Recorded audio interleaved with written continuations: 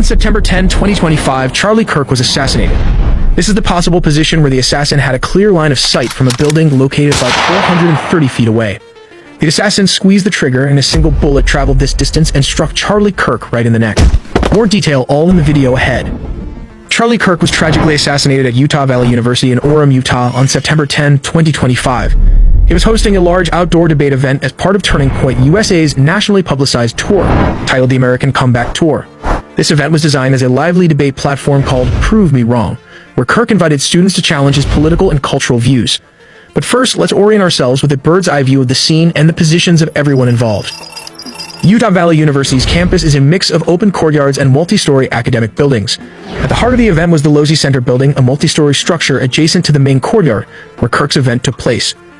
Charlie Kirk himself was positioned on an outdoor stage under a large white tent emblazoned with the tour's banner.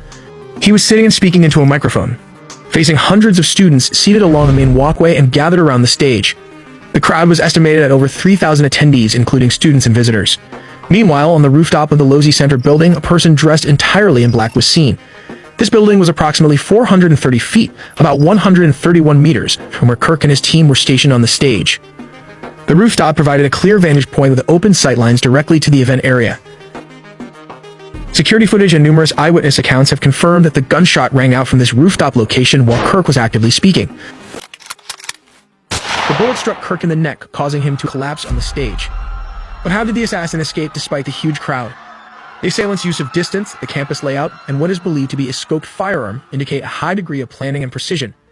The shooter chose an elevated, concealed position to avoid close detection and maximize the chances of escape. Here is the bullet trajectory. Given this altitude, the assassin had a clear, unobstructed line of sight directly to the stage where Charlie Kirk was standing and addressing the crowd. The bullet's trajectory descended steeply and accurately through open space to strike Kirk in the neck, which strongly suggests the use of a scoped firearm designed for long-range precision. As soon as the shot was fired, the gunman likely retreated to an entrance on the top of the building.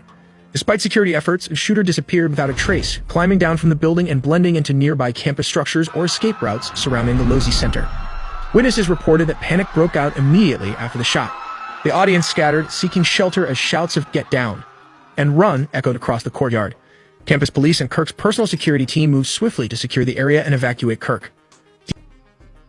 Here is the detailed timeline of how it happened. 12 o'clock p.m., September 10, 2025.